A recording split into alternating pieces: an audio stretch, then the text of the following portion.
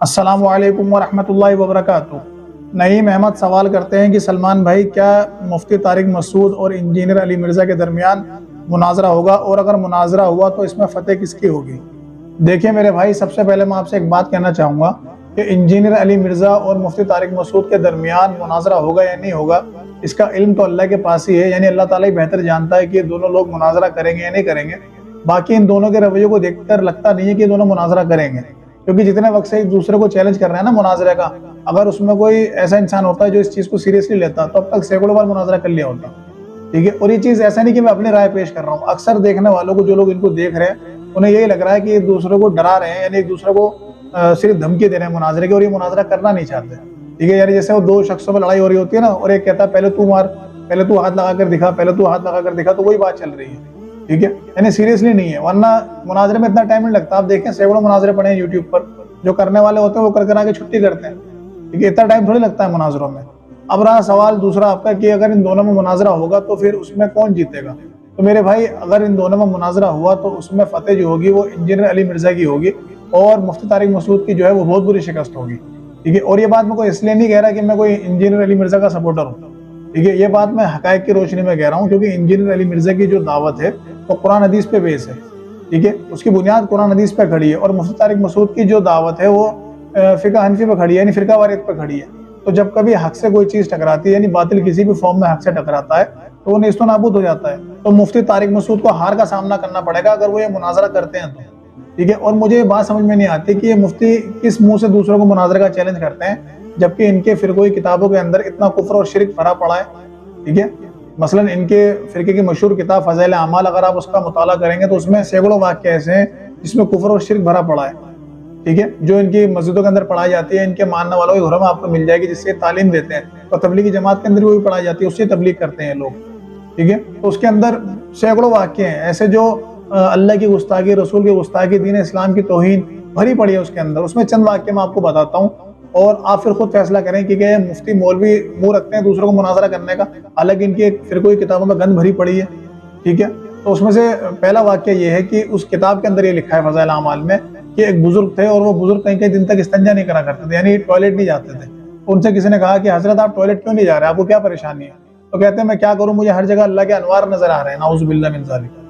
ठीक है, यानी मैं जहाँ भी जाता हूँ, टॉयलेट करने बैठता हूँ, मुझे अल्लाह का जो नूर है वो नजर आता है, तो मैं नहीं कर पाता। ठीक है, अब ये वाक़या अगर मौलवी सुनाएगा ना, तो नीचे जो जाहिल लोग बैठ रहेंगे, इनके मानने वाले जो बैल जैसे लोग होते हैं, वो सुभान अल्लाह पढ़ेंगे इस पे, ये नहीं कहेंगे कि कितनी बड़ी तौहीन ये हो रही है अल्लाह ताला की, कि क्या इस बुजुर्ग का दर्जा नबी से बड़ा है, क्या नबी से ज्यादा बढ़ के मोहब्बत करने वाला अल्लाह से ही है, क्या नबी से ज्यादा तकवा रखने वाला है ये। तो जब नबी अलैहि सलाम के साथ ऐसा कभी नहीं हुआ कि आप कह रहे हैं कि मुझे हर जगह अल्लाह नजर आ रहा है, नाउज़ु बिल्लाह मैं टॉयलेट में जा रहा हूँ तो मुझे अल्लाह नजर आ रहा है, जब नबी के साथ ऐसा नहीं हुआ तो बुजुर्ग के साथ कैसे हो गया। ठीक है, तो तौहीन करी है इन्होंने अल्लाह ताला की। ठीक है, वरना नबी कहते हैं कि जो अल्लाह का ज्यादा कुर्ब रखने वाला है उसे ऐसा होता है कि हर जगह अल्लाह नजर आता है, तो वो खाना भी नहीं खा पा रहा, वो टॉयलेट भी नहीं जा पा रहा, वो कुछ कर ही नहीं पा रहा, नाउज़ु बिल्लाह। ठीक है, तो कितनी बड़ी यहाँ तौहीन करी है इन्होंने, और ये इतना होने के बाद भी लोगों को चैलेंज करते हैं कि हमसे मुनाजरा कर लो।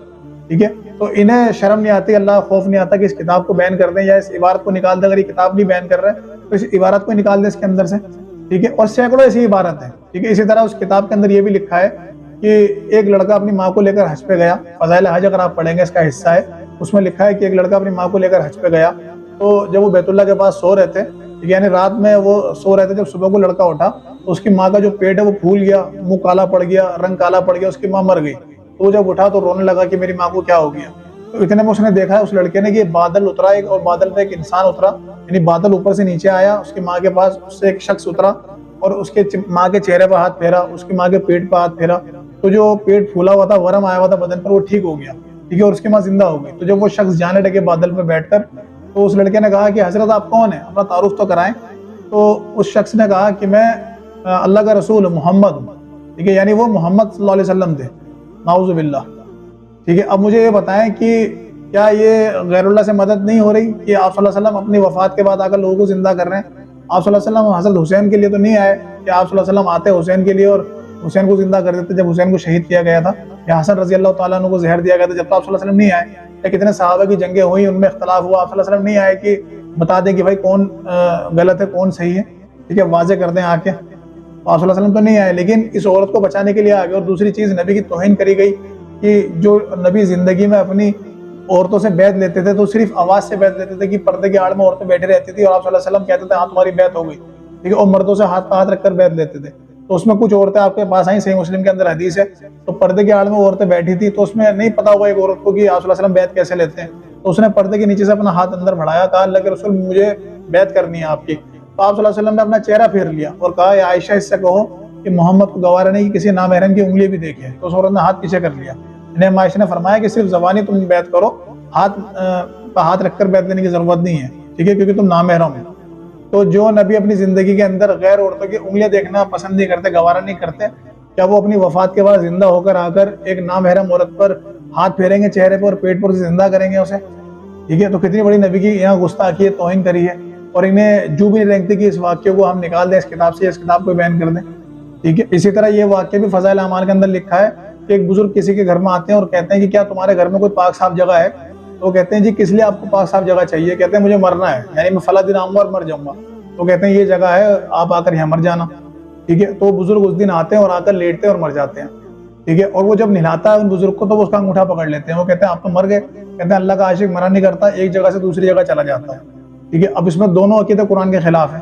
कुरान तो कहता है कि अल्लाह ताला फरमाते हैं यानी कुरान में कि किसी को नहीं पता कौन कहाँ मरेगा। हदीस में भी अल्लाह के रसूल ये फरमाते हैं कि 5 चीज़ों का इल्म अल्लाह के पास ही है। उसमें से एक चीज़ ये है कि कौन कहाँ मरेगा, किस जगह मरेगा, ये उसके अलावा अल्लाह के अलावा कोई नहीं जानता। ठीक है, अब यहाँ बुजुर्ग कह रहे हैं कि उन्हें पता चल गया कि कहाँ मरना है, जगह भी सिलेक्ट कर ली उन्होंने आकर कि पाक साफ जगह कहाँ है। तो इस किताब को जब इंसान पढ़ेगा तो उसका क्या अकीदा रहेगा? क्या उसका अकीदा वो रहेगा जो अल्लाह और उसके रसूल ने हमें रखने के लिए दिया है? तो दूसरी चीज़ ये है कि मरने के बाद जब गुस्ल दिया जा रहा है तो अंगूठा पकड़ रहे हैं नहलाने वाले का, जो उन्हें गुस्ल दे रहा है। तो भाई जब तुम इतने ही ताकतवर हो कि तुम उसका अंगूठा पकड़ लो, खुद नहा लो, तुम्हें शर्म नहीं आती कि तुम बराना उसके सामने लेटे हो और उससे गुस्ल ले रहे हो?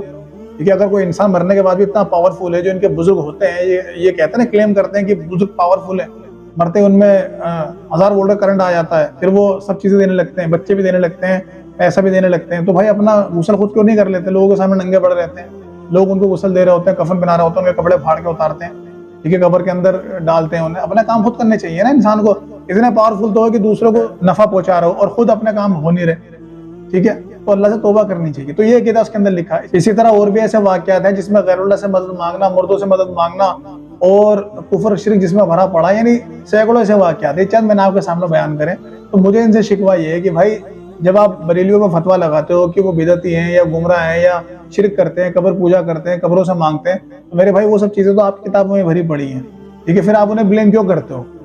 यानी आप उनका एक ऐसा अकीदा बताओ बरेलियों के अंदर जो आपके अंदर मौजूद ना हो, मैं आपकी किताब से साबित करूंगा। ठीक है, तो फिर ये मुनाजरे किस चीज़ के लिए मुनाजरे? जब आपके अंदर इतनी गंद भरी पड़ी है फिरके के अंदर, तो आप किस मुंह से दूसरों को मुनाजरे का चैलेंज कर दो? और मुझसे तो कोई छुपी हुई चीज़ है नहीं, मुझे ग्राउंड रियलिटी का पता है। यानी मैंने सैकड़ों मुनाजरे करे हैं इन लोगों से, मुफ्तियों से, मौलवियों से, मुझे पता है कि इनके पास क्या है, कुछ भी नहीं है इनके पास। ठीक है, यानी कुरान हदीस के दलाइल से खाली हैं लोग। ठीक है, और हमारे यहाँ के एक मुफ्ती एक बार मेरे पास आए, कई सालों पहले की बात है, और उन्हें किसी ने बताया कि ये गुमराह हो गए तो आप इनकी इस्लाह करें, इन्हें वापस देवबंदी बनाएं, क्योंकि हम देवबंदी फिरके ताल्लुक रखते थे। ठीक है, तो मेरे पास आए, मुफ्ती हैं वो हमारे शहर के। तो वो जब आए तो सलाम दुआ हुई, तो मैंने फ़ज़ाइल अमाल मेरे पास थी, मैंने उस पर मार्किंग करके रख रखी थी। ठीक है, इसलिए क्योंकि उसमें हवाले सब नोट कर रखे थे कि कौन सा पेज पे क्या इबारत लिखी है, तो मेरे पास रखी थी, तो मेरे पास ही थी। तो मैंने कहा मुफ्ती साहब सारी बातें बाद में, पहले मैं आपसे कुछ सवाल करना चाहता हूँ। आप ये बताइए कि क्या मुर्दे से मदद मांग सकते हैं? यानी हम किसी कब्र पे जाएं और उससे मुखातिब होकर कहें कि भाई मेरा ये काम कर दीजिए, आप नेक हैं, अल्लाह वाले हैं, तो क्या उससे मदद मांग सकते हैं? तो उन्होंने कहा नहीं, ये शिरक है, ये बरेलवी करते हैं, ऐसा जायज़ नहीं है। ठीक है, तो मैंने वो फ़ज़ाइल अमाल जो मेरे पास रखी थी, पीछे रख रखी थी, मैंने वो उठाकर उनके हाथ में दे दी। मैंने कहा ये किताब तो आपकी है, आपके फ़िरके की, इस पर लिखा है कि मुर्दे से मदद मांगी और मिला भी है। ठीक है, और ऊँट ज़बा करा है मुर्दे ने निकल कर, ये फ़ज़ाइल अमाल के अंदर लिखा है। ठीक है, तो जब मैंने उन्हें वो किस्सा पढ़ाया तो वो एकदम खामोश हो गए, जैसे सीटी गुम हो जाती है ना, ऐसे हो गए। तो थोड़ी देर खामोश रहे, सोचा उन्होंने और कहा कि इसका जवाब मैं आपको बाद में दूंगा। ठीक है, तो कई साल उस वाक़े को गुजर गए, वो आज तक ना उन्होंने मुझे किताब वापस करी, ना उसको कोई जवाब दिया। और जवाब देते भी क्या उसका जवाब कुरान हदीस में था? यानी क्या जिस चीज़ के लिए वो बरेलियों को बुरा भला कह रहे हैं, फतवे लगा रहे हैं, वो चीज़ जब उनकी किताब में मिल जाएगी तो क्या मान लेंगे? तो हक कबूल करना तो बड़ा भारी होता है ना, हक तो बड़ा कड़वा होता है। ठीक है, हर कोई तो ऐसे नहीं पी सकता। ठीक है, तो ये आपने देखा होगा कि ये बरेलवी देवबंदी को चैलेंज करते रहेंगे मुनाजरे का, और देवबंदी बरेलवी को करते रहेंगे। तो ये आपस में चैलेंज क्यों करते हैं? क्योंकि इन्हें पता है कि जब हम दोनों एक दूसरे के सामने बैठेंगे, मुनाजरा करेंगे, तो गलतियां उनके बुजुर्गों ने भी करी हैं, कुफ्र शिरक भर कर लिख रखा है, और इनके ने भी लिख रखा है। तो जब हम एक की बात बताएंगे कि तुम्हारे बुजुर्ग ने ऐसा करा, देखो अशरफ अली थानवी साहब ने ऐसा करा, तो कहेंगे देखो अहमद रजा ने ऐसा करा, तो कहेंगे चलो ये इक्वल हो गई बात, छोड़ो इसे, ठीक है, अब नई बात करते हैं। तो ये इसलिए इनके मुनाजरा को रिजल्ट नहीं निकलता, क्योंकि कुरान हदीस पे नहीं होता है ना, वो तो उस पर होते हैं बुजुर्गों की बातों पे कि फला बुजुर्ग ने ऐसा करा, तो कहेंगे तुम्हारे ने भी ऐसा करा, तो बात खत्म हो जाएगी। ये कभी भी ऐसे इंसान से मुनाजरा नहीं जीत सकते जिसके पीछे कुरान हदीस हो सिर्फ, ठीक है। इसलिए मैंने कहा कि अली मिर्जा से अगर ये मुनाजरा करेंगे या किसी मेरे जैसे इंसान से मुनाजरा करेंगे, जो भी इंसान ऐसा हो, आम बंदा ही क्यों ना हो, ठीक है, जिसे कुरान हदीस का थोड़ा भी नॉलेज हो, ये उससे नहीं जीत सकते। इसलिए कहते हैं अपने बड़ों को लेकर आओ, क्योंकि इन्हें पता है ना कि जो किसी जमात से फिरके से जुड़ा होगा तो वो जरूर किसी बुजुर्ग को मानता होगा, यानी अहले हदीस होंगे तो उनके बुजुर्गों ने भी कुछ फाल्ट कर रखे होंगे, ठीक है। तो अगर ये अहले हदीस इनके बुजुर्गों को कुछ फाल्ट बताएंगे तो ये उनके बता देंगे कि भाई आपके बुजुर्गों ने भी ऐसा करा है, ठीक है। तो बात वही कि हमें खत्म हो जाएगी, तो कभी भी ऐसे मुनाजरों का हल नहीं होगा। तो हमसे जब ये मुनाजरा करते हैं तो हम बेखौफ होकर इनसे मुनाजरा करते हैं कि भाई बताओ, अगर किसी को हम मानते हैं और उसने कोई गलत लिखा है तो वो उसके खाते में जाएगी, हम तो नहीं मानते उसकी गलत बात। लेकिन अगर हम इन्हें इनके बुजुर्गों की गलत बात बताएं तो ये कहेंगे नहीं नहीं वो तो बहुत बड़े अल्लाह वाले थे। अगर ये कह देंगे कि नहीं भाई उन्होंने गलत लिखा है तो फिरके वाले ने लात मार के बाहर निकाल देंगे, ठीक है। तो इन्हें फिरके का खौफ होता है, इन्हें अपनी ओहदे का खौफ होता है कि कहीं मस्जिद से हमें निकाल दिया जाए, ठीक है, मुफ्ती की डिग्री हमसे वापस न ले ली जाए, लोग हमें जमात से बाहर ना निकाल दें। तो ये खौफ इन्हें नहीं हक बात करने देता, ठीक है। तो हमें तो कोई खौफ है ही नहीं, हमें ना किसी ओहदे का खौफ है, ना किसी पैसे का लालच है, न किसी भी चीज का लालच है, तो हम तो हक बात करेंगे। यानी हम अल्लाह के रसूल की पैरवी करते हैं, सहाबा ही करते हैं, उसके बाद जितने लोग उस रास्ते पर चल रहे हैं सबके करते हैं, लेकिन अल्लाह के रसूल के अलावा हम हर किसी की हर बात नहीं मानते। जो बात अल्लाह के रसूल की बात की तायद करेगी वही बात मानेंगे, वरना वो छोड़ देंगे, चाहे वो सहाबी की बात ही क्यों ना हो, ठीक है। और छोड़िए, दूसरे सहाबा ने छोड़ी, अगर किसी सहाबी ने वो गलत फतवा दिया है तो दूसरे सहाबी ने उससे इख्तलाफ करा है, ठीक है, ताबईन ने कराया, ताबईन ने कराया, मुहद्दिसीन ने कराया आपस में, ठीक है, हदीस की बुनियाद पे। लेकिन बुनियाद कुरान हदीस होगी, ऐसा नहीं कि कोई हदीस आ रही है तो हम उसका इनकार कर देंगे, नाउजुबिल्लाह, ठीक है। हदीस हमारे लिए प्रायोरिटी है, यानी कुरान हदीस को हम अव्वल दर्जे पर रखते हैं। उसके अलावा जो चीजें मानेंगे वो उसकी देख रेख में मानेंगे, यानी उसके अंदर अंदर, उससे हटकर किसी की बात जा रही है छोड़ देंगे, ठीक है। तो हमें कोई बताता है कि भाई फला बुजुर्ग ने ऐसा करा, आप उसको मानते हो, ठीक है, या इमाम बुखारी ने कुछ ऐसा कर दिया, या इमाम मुस्लिम ने कुछ ऐसा कर दिया, या शेख अलबानी ने कुछ ऐसा कर दिया, या इब्ने तैमिया ने ऐसा कर दिया, भाई वो खुद जाने, ठीक है, उन्होंने कुछ गलत कराया था वो खुद जाने, जिम्मेदार है, हम तो उनकी गलत चीज को नहीं मानते, ठीक है। हम तो कुरान हदीस को मानते हैं जो हमारे लिए अथॉरिटी है, ठीक है, और हमें उस पर ही अमल करना है, वही हमारे लिए निजात का रास्ता है।